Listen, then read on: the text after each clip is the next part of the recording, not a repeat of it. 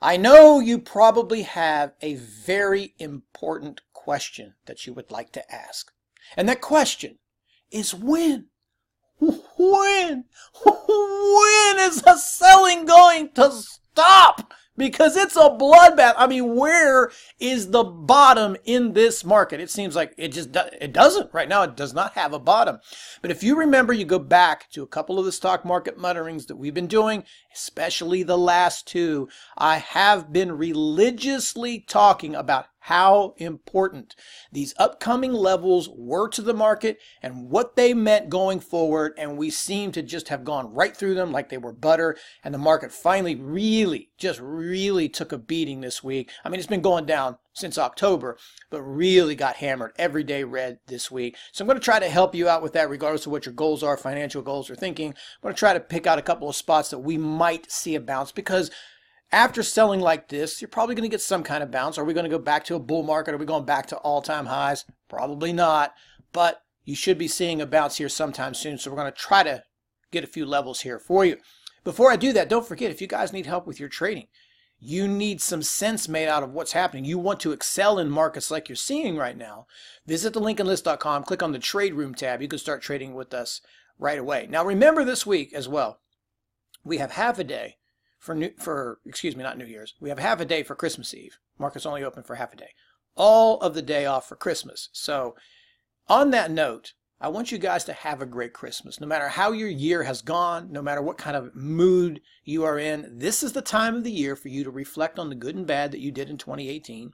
It's the time for you to share with loved ones or the people that mean the most to you, or do the things that you want to do, and start thinking about what you want to change and what you want to improve on in 2019. So trading is one of those things, because you may very well see a bear market that lasts all the way through next year. Who knows how long this thing, we'll talk about that as well too. Make sure you visit thelincolnlist.com, click on the Trade Room tab. So let's talk about the market first. Let's do something here.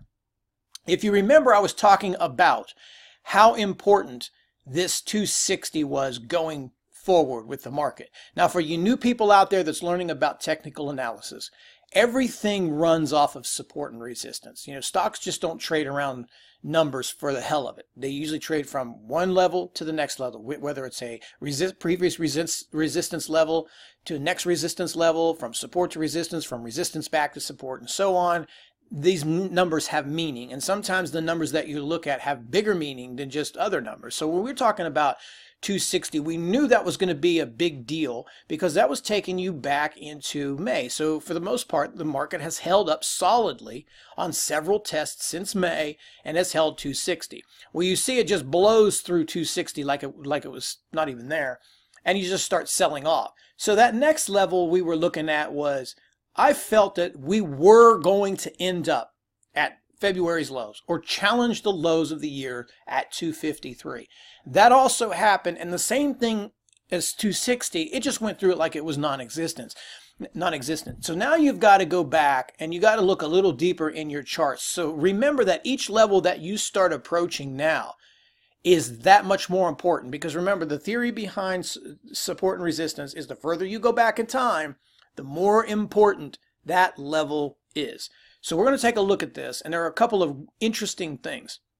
So my shorter target here was, if things really got nasty, is right here where we are, and that is the base point through the summer of last year. So if you're looking at this SPY chart, I now have a weekly up here that gives me a little bit longer view, but that takes you all the way back to the summer of last year. So right now the market's trading back to where the summer of 2017 was. So that's basically everything that the market had gained, and this is the impact that these corrections have on people, is that everything that was gained from last summer, not that summer of 2018, a year and like 5 months ago, all of that is gone since October. And this is what normally happens in these situations, that the market gets going like this. It sells off a lot faster than it goes up. So your next spot here is, I think this 240 is going to hold at least for the short term. And by no illusion do I say we're going to go back to all-time highs, or that's going to be the ultimate bottom.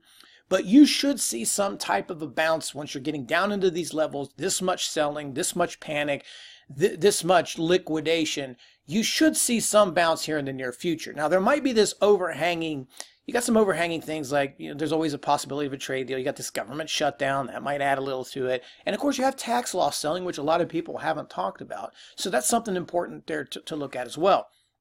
Now, if these levels do not hold, you've got one last little spot that goes back to the beginning of 232. And then what I think is the almighty important level becomes 226, somewhere 225, 226 areas.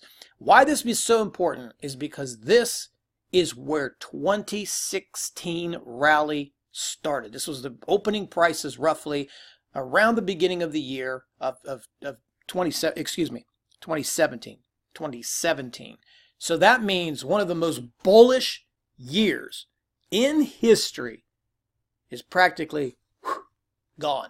It's up, like whatever.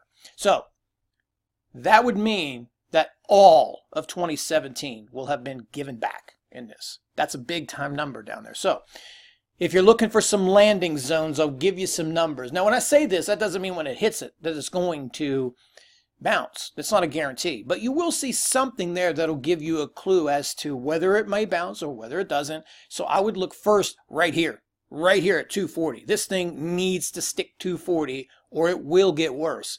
If it doesn't, you're probably going to go down into last March, which is 232. So look for like 232, 233s. And then below that, I think 225 is probably, at least for the short term, some type of a bottom. So there's your numbers down there. We'll see what happens. We shall see what happens. Now, in the event that there's a bounce, I just don't see under any circumstance that you're ever going to see over 260. Now, I might be wrong. I don't like saying things like that because anything can happen in the market, But 260 it seems like a dream right now, and that's not how we operate. So do what you want to with those levels. We'll see. We'll see.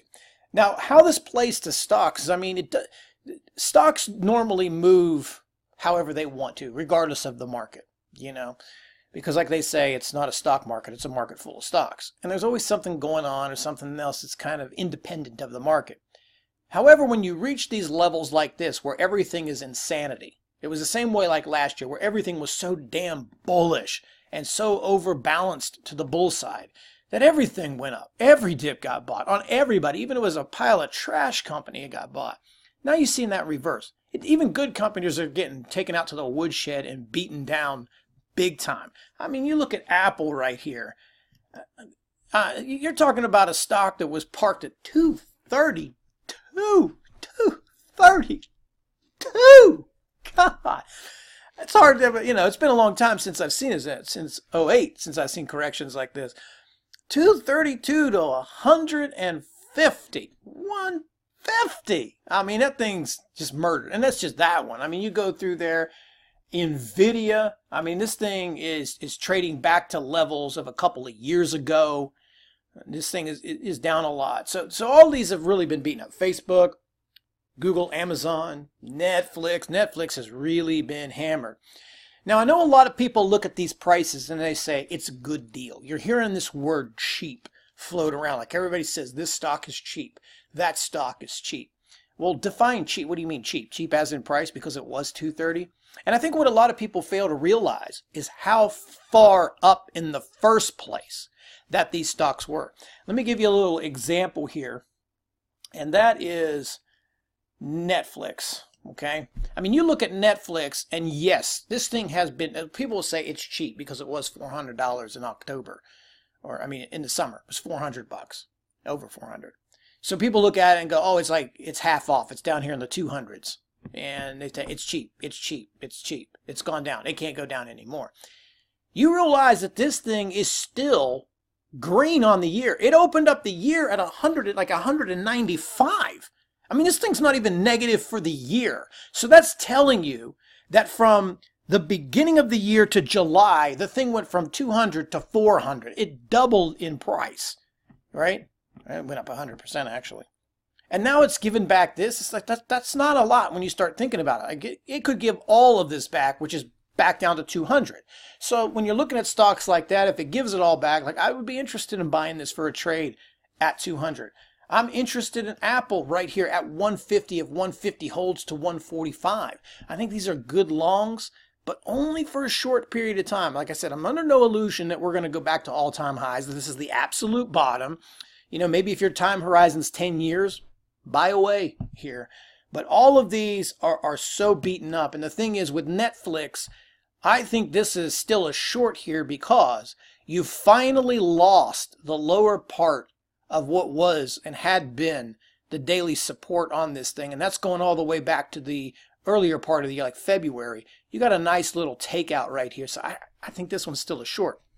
So going forward, rather than just spit out a bunch of names, I think you have to have an overall, like a bias plan here. And that is, regardless of what it's been, because of the imbalance here with the market to one side, that anything that spikes, any spike, is more of a short than it is a long. If you're looking for that key signal to when has the market reached a bottom, because we don't really pick bottoms, we just kind of think about some areas and go from there. But if you're really looking for that, what you're going to have to see first and foremost that you haven't seen is actual rally that sticks, you know, like some higher lows for you people out there with the technical analysis. I mean, you're going to need some building and some constructive chart patterns, or you're just dead in the water. Because here's the story that needs to be told, that needs to be heard, that you need to understand, is that this market has been going down every day of the week, right? Every day. And today you get this Fed chat, right? Let me pull up the SPY instead. You get this monstrous move. This is the first breath of hope that this market got in a while. And it couldn't even hold it. I mean, this thing shot up like 300 points or something, the Dow. And then within about a half an hour, it was all gone. And then it kept selling. They had to close the market to stop people from selling. So think about what it is you're witnessing. It's like buying the dip in reverse. People are selling the rip. Every single rip, there's somebody standing on top of it selling that thing. Every green bar is being sold until something like this can stick and hold and then make another high, then pull back, then make another high. You will start to see more confidence in that move and more money being injected into the long side. Until that, it's going to be the same thing. People are going to sell, sell, sell, sell, sell. Now, I know that, again, we come back and we start talking about, hey, all this stuff is down so much, it can't go down anymore. Yeah, it can. It can go a hell of a lot lower. If you watch the happy hour this week, one of the highlights that I pointed is that I believe we were around 30 to 40% in both the 01 correction and both the 08 correction. So when you're sitting here now, you're roughly about 18, 19%. This is off the top of my head. I know I could be wrong. So you could still go another 5 points here, 5%, another 10%. Before this thing finds a bottom. And on that note, I want you guys to also understand, by trading through corrections, there's something I've understood about this. This might just, they disguise these bottoms somehow. Disguise the bottom. That's great. And they could bounce. You could see a 5% rally. And then that could end up making another low late January or February. So again, there could still be some more downside. It's not out of the question. It's not something that's never happened before. So I would be looking for a 100% retracement of all of last year's gains as a really big time level if that's where we progress. So that's the plan. Just keep, hit that stuff short until it stops working.